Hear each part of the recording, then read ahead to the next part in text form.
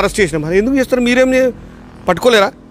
అక్కడ ఉన్నటువంటి సీసీ కెమెరాలు అన్నింటిని కూడా సీసీ ఫుటేజ్లను చూసి వాళ్ళని ఎవరైతే వాస్తవంగా చేసిరో వాళ్ళని అరెస్ట్ చేసి కరెక్ట్ అయినటువంటి విధానం. ఈ ఘటన మీద ఎంతమంది, అంటే ఈ కేవలం ఒకరే వ్యక్తి చేశారా, దాదాపు ఎంతమంది ఉండొచ్చు ఆ విగ్రహాల మీద దాడి చేయడానికి? సుమారు నాకు తెలిసినటువంటి అక్కడ ఉన్నటువంటి సమాచారం ప్రకారము 20 బైకుల పైన వచ్చినట్టు చెప్తున్నారు.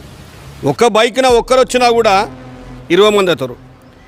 ఒకవేళ ఒక్కరు కాకుండా 20 బైకుల మీద ఇద్దరిద్దరు వచ్చినా 40 మంది అవుతారు. ఒక్కరు చేసిన పని కాదు ఇది, ఒక టీంతో కూడుకున్నటువంటి పని చేశారు. ఇప్పటి వరకు వాళ్ళని అరెస్ట్ చేసిందా, వాళ్ళపైన ఏం శిక్ష చేస్తున్నారు, ఏం చేస్తున్నారు అనేది ప్రభుత్వ పోలీసు యంత్రాంగం చెప్పలేకపోతుంది. అంటే సామాన్యంగా చూసుకున్నట్లయితే హిందూ విగ్రహాల మీద దాడి జరిగినట్లయితే సెక్షన్ 295 ప్రకారంగా అతనికి 3 సంవత్సరాల జైలు శిక్ష, అదేవిధంగా ₹1,00,000 జరిమానా అదే ఉంటుంది. 3 సంవత్సరాల తర్వాత కూడా